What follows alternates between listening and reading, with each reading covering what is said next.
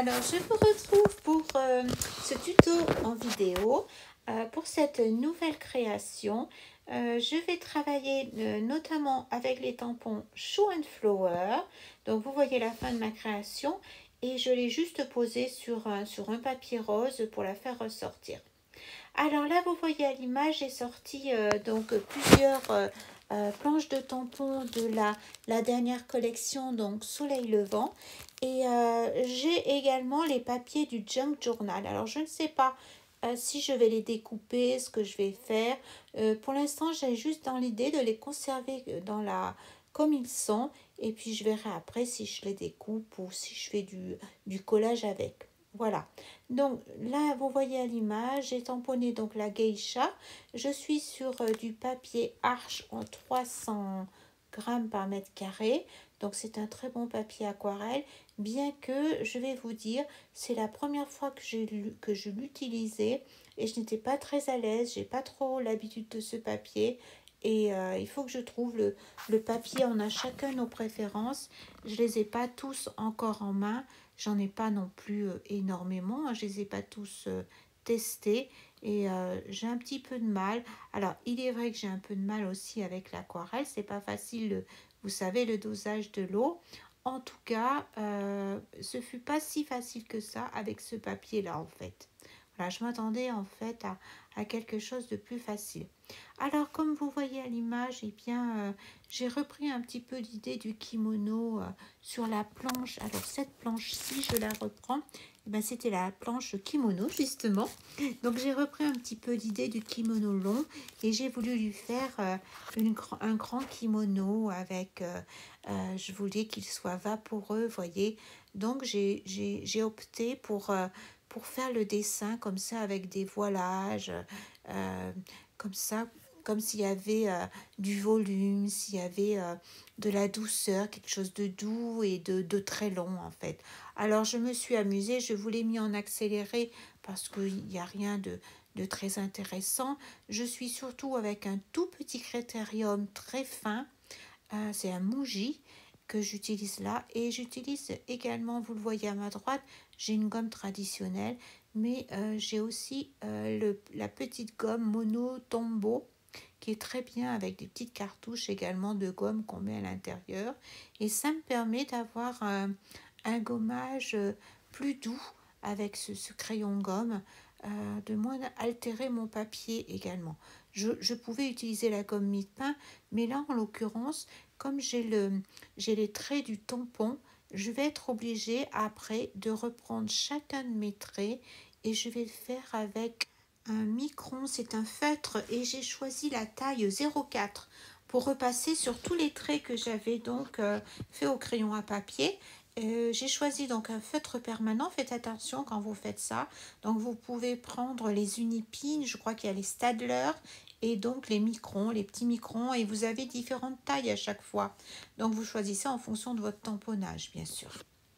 Alors là maintenant j'ai pris une planche de tampon, je dirais de fond et sur cette planche, alors c'était une autre collection celle-ci et là j'ai utilisé les fleurs et je vais tamponner donc tous les tissus, je vais placer quelques petites fleurs comme ça pour décorer le tissu donc comme si c'était de la soie, du satin. Donc c'est pour ça que je voulais quelque chose de vaporeux, un petit peu souple. Alors le procédé, vous allez voir un petit peu comment je fais. Donc je me fais des petits caches, vous voyez, avec des post-it que je découpe. Alors dans un premier temps, je présente la fleur, je la tourne de différentes façons pour voir et je présente mon tamponnage sans mettre l'encre dans un premier temps. Et faites attention à avoir un tampon bien propre. Donc je le présente, je regarde un petit peu, je le tourne, je regarde un petit peu qu'est-ce qu'il va falloir que je cache justement. Vous voyez, donc là j'utilise le post-it et une fois que j'ai bien trouvé le sens de mon tampon, j'y vais, je peux à ce moment-là utiliser la Versafine et tamponner sereinement puisque j'ai déjà regardé là où j'allais le placer en fait. Alors je vais refaire la même chose de l'autre côté. Attendez bien que ça sèche entre vos tamponnages. Il y a un moment, je ne fais pas suffisamment attention. Soit vous utilisez le heat gun, soit vous attendez, je vous conseille. Sinon, on en met dans les doigts et après, on entraîne un petit peu partout, notamment sur le papier. Donc, c'est un petit peu embêtant. Même, ça peut l'être beaucoup. Donc, vous voyez, de la même manière, donc je reporte les mêmes fleurs. Donc, je fais un cache à droite et vous allez voir de l'autre côté également, je vais faire un autre découpage pour cacher le côté droit et je vais donc présenter mon tampon sans appuyer pour voir dans quel sens je vais l'imprimer. Pardon. Et après, une fois que j'ai trouvé, ben, j'y vais, j'appuie, hop, j'enlève mes petits caches. Normalement, laissez bien sécher. Surtout, nettoyez bien à chaque fois votre tamponnage. C'est un conseil parce que parfois, quand on utilise plusieurs fois le même tampon, on se dit, bon, je nettoie pas, je le réutilise. Et en fait, il y a un amas d'encre et cet amas d'encre fait que le tamponnage n'est pas aussi beau, aussi net. Donc, moi, je vous conseille, c'est qu'à chaque fois, même si vous utilisez la fleur à deux endroits différents, enlevez l'encre et recommencez votre ancrage. Ce sera plus fin et ce sera bien plus joli. Voilà, donc j'ai fait la même chose, vous voyez. Je me découpe des petits morceaux de post-it et puis je me fais des petits caches pour décorer donc la jolie robe de son kimono. Je l'imagine en soie, en satin, je vous l'ai déjà dit, toutes les matières un petit peu nobles et comme ça douces qu'il peut exister, notamment la soie, je crois. Au Japon, elles ont beaucoup de soie. Alors j'ai repris là avec le micron, je reprends un petit peu, je finis je dirais le dessin. Je fais des petites modifications là, je vérifie que mon tamponnage a bien marché. Et maintenant, je vais passer au tamponnage, je dirais tamponnage de fond, si on peut dire. Et en fait, j'ai envie de faire de la méthode du résiste, vous savez, avec de l'embossage à chaud. Donc j'ai pris une petite feuille là qui est pliée en deux, vous connaissez, mais pour ceux qui ne connaissent pas, je réexplique. Donc j'utilise de la Versamark, c'est une encre spéciale adaptée à l'embossage. Je place à plusieurs endroits mon tamponnage et je l'ai fait en plusieurs fois en fait, parce que j'avais peur soit de mettre les mains dans ma poudre, soit qu'elle ne colle pas suffisamment. Donc du coup, j'ai fait l'embossage fleur après fleur, une par une. Et là, avec un petit pinceau bien sec, j'enlève l'excédent de poudre parce qu'il y a un petit peu d'électricité statique. Donc vous pouvez avoir un petit pochoir de talc à passer avant pour éviter justement que la poudre reste sur le papier. Donc voilà, vous voyez maintenant à l'image, j'ai terminé, j'ai fait tout mon embossage, j'ai fait un petit cadre tout autour comme ça.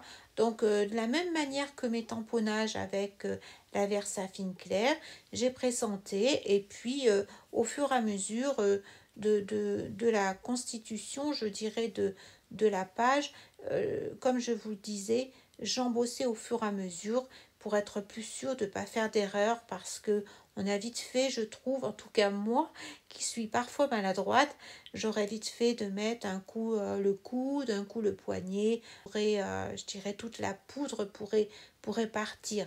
Donc je préfère le faire au fur et à mesure, comme ça je suis plus sûre. Alors là vous voyez à l'image, j'ai pas gardé de bord parce que ma création fait la taille, vous l'avez vu au départ, je dirais du papier junk, des papiers du journal junk que je veux utiliser. Donc j'ai coupé ma carte dans les mêmes dimensions. Et je n'ai pas de bord.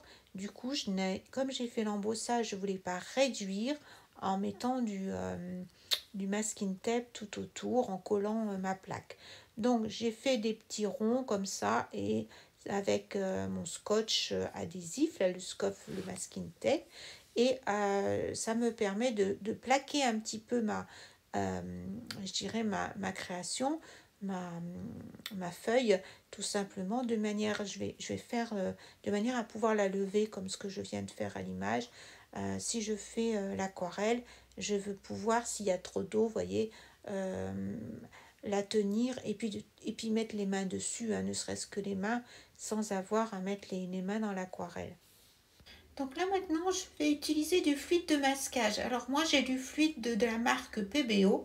Ça fait un petit moment que je l'ai. Celui-ci, il tient bien parce que ça fait quelques années.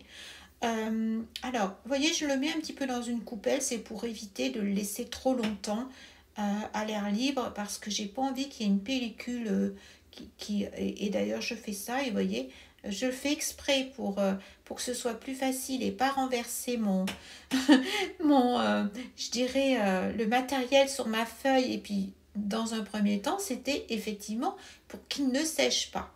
Et j'oublie de fermer mon bouchon. Donc, je me rends compte à l'image, vous voyez, que c'est pas très utile. Donc, bon, en attendant, c'est peut-être plus facile pour moi d'avoir la coupelle, mais j'aurais dû le boucher pour éviter qu'il sèche. Alors, en aparté, j'utilise des petits, vous voyez, ces petits outils là qui sont avec un petit bout en silicone qui normalement sont adaptés à ce type de travail. Mais je vais vous dire, alors j'ai plusieurs dimensions, j'ai pris le plus fin possible, mais ça va vite me casser les pieds, honnêtement. C'est long, c'est pas comme la pointe d'un pinceau, vous savez, la pointe d'un pinceau, on a un petit peu de réserve. Et même avec le masking, mais oui, le fil de masquage, je trouve que c'est plus adéquat de le faire avec un pinceau qu'avec ça. Enfin, ça, c'est ma façon à moi de faire. Je me rends compte que je n'utilise pas de la bonne façon ou je ne sais pas l'utiliser. En tout cas, ça ne me convient pas. Donc, je vais vite laisser tomber, vous allez voir. Et ce que je vous conseille notamment, c'est de garder un pinceau fin pour éviter qu'il s'abîme. Moi, je pense il est bon d'avoir un bon petit pinceau fin, pas de première marque, hein, pas quelque chose de cher. Et surtout, à chaque fois que vous allez conserver, donc pour l'utilisation du fluide de masquage et également pour tout ce qui est dorure, les choses comme ça, vous savez, le Winsor & Newton, là, le fluide doré, alors, il y a différentes marques, mais en fait, il vaut mieux avoir un petit pinceau et au préalable, pensez à le mouiller avec un petit peu de savon pour le protéger malgré tout. Mais ne faites surtout pas ça, vous le savez, avec vos beaux pinceaux parce que ça les sèche tout de suite. Ça vient de la gomme et puis ça abîme les poils. Enfin, c'est pas très récupérable. Après, ça abîme vraiment les poils. Voilà, donc je suis courageuse, j'essaie un petit moment avec cet outil-là, mais au bout d'un moment, ça va me casser les pieds, comme je vous disais, et je vais vite en venir au pinceau. Alors voilà, vous voyez, j'ai terminé. Donc, alors attendez bien que ça sèche. Par contre, moi je l'ai fait la veille et j'ai attendu une nuit avant de reprendre mon travail. Donc là, je suis avec les aquarelles couleur VF et je vais travailler avec plusieurs couleurs de rose. J'ai pris le bouton de rose, le flamant rose, le pivoine. Là, c'est mes trois couleurs de rose. Et pour le vert, j'ai pris le canopée et la cardamone. Donc voilà, je dilue. J'ai aspergé un petit peu, vous avez vu, avec un petit spray. Et puis, j'ai fait des jus, c'est-à-dire que j'ai dilué de manière à avoir quelque chose d'assez fluide, assez crémeux. Alors voilà, je commence donc le fond de cette aquarelle. Alors vous constatez heureusement que je l'ai collé, que j'ai fait un système pour avoir cette petite planche dessous. Ça me permet de pouvoir me saisir donc du papier parce que sinon j'aurais eu, pour l'instant j'ai pas de l'aquarelle partout, mais après je pourrais pas la saisir parce qu'il y aurait de la teinte et je mettrais les doigts dedans, ce serait pas bien, ça pourrait pas aller. Donc c'était très bien que cette solution finalement, vous voyez, on fait des erreurs, mais parfois on peut les rattraper. Et là, c'était une chance. Donc j'ai coupé un petit peu les étapes parce que sinon c'est trop long pour vous. J'ai dû refaire du jus clair parce que je n'en avais pas suffisamment. Et je viens par endroits comme ça remettre une deuxième couche. Et je viens un petit peu accentuer les ombres afin d'apporter un petit peu de contraste, un petit peu je dirais que ce soit pas plat, de dégradé, on va dire. Donc les fusions s'opèrent bien, c'est très joli pour l'instant. Je pense qu'il n'aurait pas fallu que je fasse la deuxième couche, vous allez voir. Là, je trouve superbe. J'adore parce que le papier est suffisamment mouillé. Donc le vert clair et le vert foncé fusionnent très bien. Euh, pour l'instant, ça me plaît beaucoup. Vous allez voir après. Je vais un peu moins aimer parce que vous ne le verrez pas à l'image, mais je vais mettre une deuxième couche une fois que ça va avoir séché mon travail. Et c'est regrettable parce que là, c'était vraiment joli. Il n'y avait pas de chou-fleur. Alors, justement, pour éviter les choux-fleurs, hein, vous le savez, attention à ne pas laisser de l'eau. Soit si votre aquarelle est sur une petite planchette, vous pouvez la redresser. Là, je ne pouvais pas trop, parce que je ne veux pas que ça aille sur la geisha. Mais faites attention, vous essuyez bien votre pinceau, vous le rincez, vous l'essuyez et vous venez donc absorber l'excédent d'eau pour éviter de créer des zones justement qui gonfleraient et où l'aquarelle stagnerait, ce ne serait pas joli. Alors ensuite, je pars sur les fleurs maintenant et je vais utiliser donc mes 3 teintes de rose. Je commence par la plus claire, ça me permet également de mouiller mon papier. Et puis ensuite, je vais mettre la deuxième couleur et je terminerai par foncer avec la couleur pivoine. Alors, j'en profite à chaque fois de bien laisser les fusions s'opérer, que tout ne se mélange pas pour justement qu'il y ait des endroits plus clairs, des endroits plus foncés. La seule chose auquel je veille, c'est bien à ne pas avoir une quantité d'eau trop importante qui stagnerait. Voilà.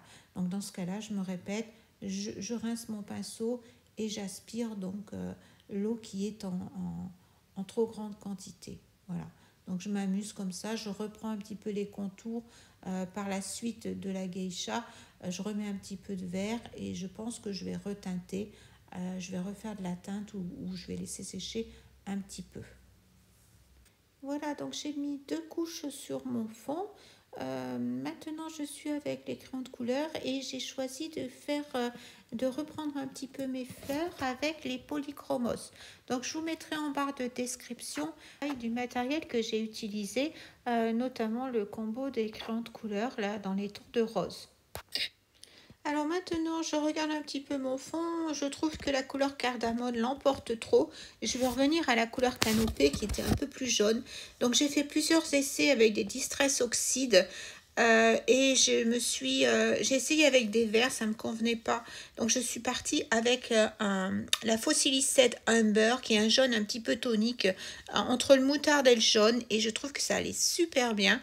J'ai utilisé le pochoir feuille 1 et une petite brosse et j'en ai mis comme ça à différents endroits, pas partout absolument, hein, mais surtout autour des fleurs, hein, pour un peu donner du relief à ma création.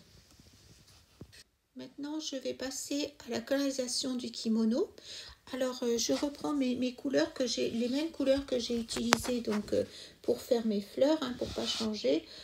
J'ai pris bouton de rose que j'ai dilué, donc ça c'est la première couleur. Ensuite, il y aura le planète rose et le pivoine. J'ai mal marqué le nom. Je crois que c'est Flanette Rose et Pivoine. Voilà, c'est les 3 couleurs de départ.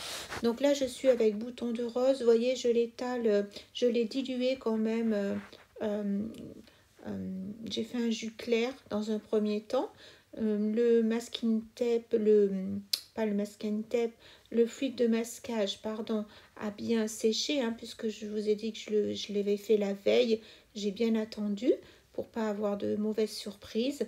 Donc là, je mets la première couche et je vais venir petit à petit foncer un petit peu en partant par le haut. Bien que vous verrez que ensuite, je vais venir quand même en mettre un petit peu vers le bas parce que je trouve qu'il était vraiment trop clair. Donc voilà, j'ai changé de pinceau, j'ai pris un pinceau plus petit et je viens donc avec un jus de moins en moins, je dirais, dilué. Et ensuite, j'essuie mon pinceau et je viens, alors là, la technique de retrait pour reprendre quand la couleur dépasse un petit peu. Et je viens un petit peu diluer avec un pinceau, je dirais, propre pour diluer ma teinte et l'étendre jusqu'en bas. Mais ça ne va pas spécialement me plaire comme ça. Donc je vais remettre un petit peu de teinte quand même. Je le trouvais un petit peu trop clair. Et je vais faire la même chose jusqu'à ce que, en repartant par le haut, pareil, en refonçant.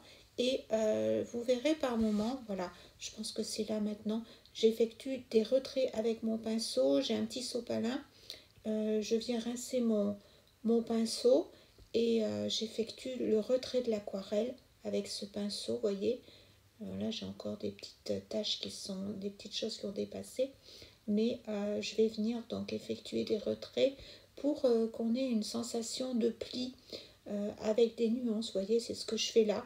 Donc avec un pinceau sec que je viens essuyer, j'effectue des retraits sur la longueur pour qu'il y ait, pour qu'on suit le mouvement du tissu en fait. Alors, une fois que je vais avoir terminé ce côté-là, vous voyez là j'ai fait le retrait de la couleur un petit peu pour mettre des nuances, je vais passer à l'extrémité de la robe parce que je vais changer de couleur au milieu, vous allez le voir par la suite. Donc j'attends il faut bien attendre quand on met comme ça des pans, je dirais des pans de couleurs différents. Il ne faut pas que, comme c'est mouillé, la couleur se diffuserait bien sûr à côté. Donc il faut bien attendre quand on veut mettre des teintes différentes les unes à côté des autres. C'est pour ça que je passe à l'extrémité, enfin ça aurait pu être au milieu, hein, mais là je passe à l'extrémité et je procède de la même manière. Vous voyez, je viens, là ça commence à sécher, je viens un petit peu augmenter encore l'intensité par le haut et de la même façon, je procède de la même façon avec par moment, je reprends un petit peu quand je peux le contour également parce que si on vient assombrir, pas assombrir mais foncer le côté également, ça donne du relief, ça donne de la profondeur. Donc j'hésite pas à revenir un petit peu au fur et à mesure. Je pense que j'avais trop d'eau. Alors j'arrête là sur les deux pans pour l'instant du kimono et pendant que tout sèche, je viens, enfin tout sèche, que ça commence, que ma première couche commence à prendre sur le papier, eh bien je n'hésite pas, je viens travailler une autre partie hein, du kimono pour qu'il n'y ait pas de mélange et j'en profite pour faire donc le haut. Voilà, donc je refonce un petit peu, je reviens un petit peu sur la partie qui est séchée et je viens avec donc ma couleur de moins en moins diluée. Pareil pour le haut du kimono, je viens un petit peu foncer par endroits. J'ai pris un pinceau un petit peu plus gros.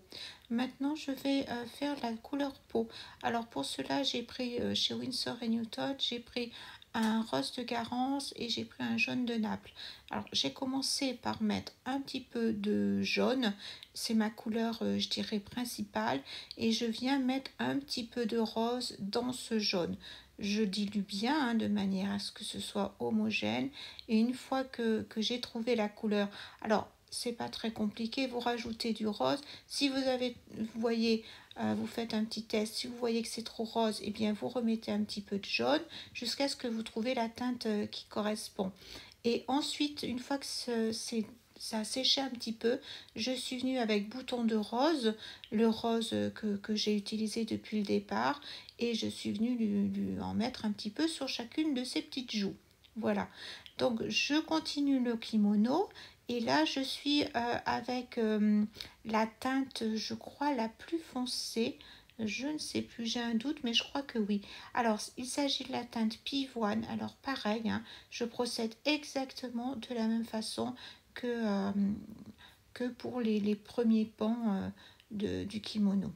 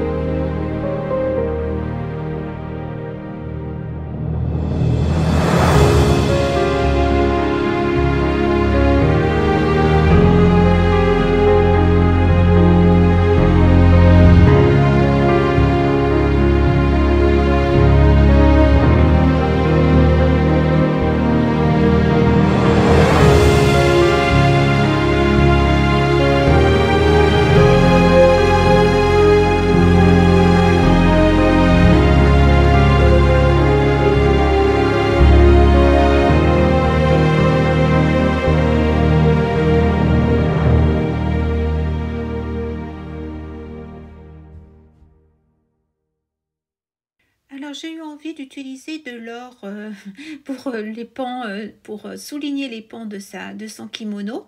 Alors là, vous avez vu, j'utilise l'encre Winsor & Newton Ink, la Gold Metal. Elle est déjà diluée, donc ça c'est parfait pour moi. Il faut bien la secouer pour que le mélange s'opère. Et l'avantage, c'est qu'on n'a pas besoin donc de rajouter de l'eau. C'est beaucoup plus facile que l'aquabronze de chez Schmick où là, il faut doser. Par contre, il faut mettre de l'eau au mélange pour activer le côté or. Alors, je vous retrouve pour la fin. J'ai pas pu tout mettre en vidéo parce que sinon la vidéo aurait duré trop longtemps. Donc, je suis allée un petit peu hors caméra. Si vous avez besoin de renseignements, que de choses que je vous ai pas montrées ou que je n'ai pas dites, n'hésitez pas à me faire des petits messages. Vous savez que c'est avec un grand plaisir que je vous répondrai. N'hésitez pas à me donner votre avis, à me poser des questions. C'est toujours un bonheur, un plaisir d'échanger avec vous. Donc, il n'y a pas de souci. S'il vous manque également, alors pour les crayons, je vais tout vous mettre en barre de description, le matériel, vous retrouverez tout. Mais si j'ai oublié quelque chose, si vous voulez plus d'indications, des conseils, etc., n'hésitez pas. Moi, j'ai toujours plaisir à échanger avec vous. Et si je peux vous rendre service, eh bien, écoutez, c'est super. Voilà. Alors, j'en finis. Donc, j'en viens à la page pour vous expliquer un petit peu ce que j'ai fait sur la fin. Donc, on en était alors l'or de Winsor & Newton que j'ai mis. Entre-temps, une fois que tout était bien sec, j'avais enlevé le fluide de masquage sur mes petites fleurs et je suis ensuite venue les coloriser. La ceinture également, le feuillage. Donc, cette partie-là de son ombrelle, j'ai rajouté beaucoup de bleu quand même. Alors là, ça m'a pas plu du tout. Je me suis dit, mais qu'est-ce que tu as fait? Déjà que tu t'es un peu planté sur le fond parce que j'aurais voulu un fond plus clair. Enfin bon, cette page, j'ai eu du mal, je vous avoue. C'est pas la page c'est pas la page dont je suis le plus fière. Hein.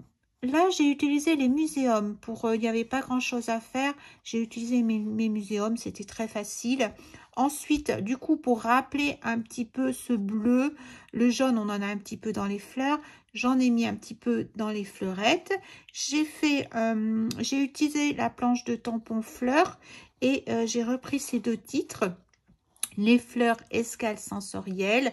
Du coup, j'ai mis un petit peu de bleu et pour cela, j'ai utilisé une encre oxyde également. Je crois que c'est la saphir, quelque chose comme ça. Et j'ai mis du crayon noir aquarellable autour. J'ai utilisé des tampons de fond. Alors, je crois que c'était la planche Storybook Ornement que j'ai utilisée. Voilà. Et là, par contre, pour pas me tromper, j'ai utilisé dans un premier temps ma planche Timols pour arriver à bien, à pas me tromper dans mon tamponnage. Sinon, il existe, vous savez, ces petits systèmes. Alors, il n'y a pas que cette marque, j'y ai pensé qu'après. Vous savez, ça, c'est Floridage Design qui fait ça. Excusez-moi pour le bruit. Donc, vous avez des petites choses comme ça où on met la planche et où on peut effectivement régler le tamponnage là où on veut qu'il s'effectue. Mais je vous explique, comme j'avais de l'aquarelle, eh bien, j'avais peur j'y ai pas pensé, hein, je vais vous dire la vérité, j'ai pas pensé à utiliser ce matériel. Mais comme j'avais de l'épaisseur, j'avais peur que ça prenne pas très bien. Là, j'ai utilisé de la Versafine. Hein. Tous les tampons de fond, c'est de la Versafine parce que, justement, comme il y avait de l'épaisseur, j'avais peur que ce soit un peu trop avec la claire nocturne ou autre. J'avais peur que ça marche pas très bien. Bon, ça a bien marché. Donc, ça, c'est tous des petits tampons de fond que j'ai rajoutés. Sur les fleurs, vous voyez, j'ai rajouté un petit peu de bleu pour faire un petit peu le rappel. Les verts, c'est les verts de Canopée et les deux verts, Canopée et Cardamone. J'ai remis un petit peu de bleu ici, un petit peu de rose au niveau de ses yeux. J'ai rajouté des petits stickers, vous savez, ces petits points comme ça, brillants rose. J'en ai rajouté par endroits. Voilà. Donc, je crois que je vous ai tout expliqué, je vous ai tout montré. Je vous montre un petit peu plus en détail. Voilà, donc je vais pouvoir la coller maintenant, je pense, quelque part. C'était le but. Normalement, je voulais la mettre dans mon art journal que je voulais faire. Je voulais faire un style un peu, c'est pas tellement junk, parce que je trouve que les papiers junk de cette collection, ils sont tellement beaux que vraiment, j'ai pas de cœur à les déchirer pour l'instant. Pour faire vraiment un junk journal où on déchire, où on fait du collage, j'ai un peu de mal parce qu'ils sont trop beaux. Euh, tout ce qui est imprimé est magnifique. Donc, je vais peut-être utiliser les fonds d'une junk pour mettre ma création dessus. Voilà, j'espère que j'ai été claire, que je vous ai tout expliqué. N'hésitez pas à m'écrire et à me donner votre avis, me dire ce que vous en pensez. J'espère que cette vidéo aura fait plaisir. Et puis, je vous retrouve bientôt pour une autre vidéo. Je vous embrasse et prenez soin de vous. À bientôt. Bye bye.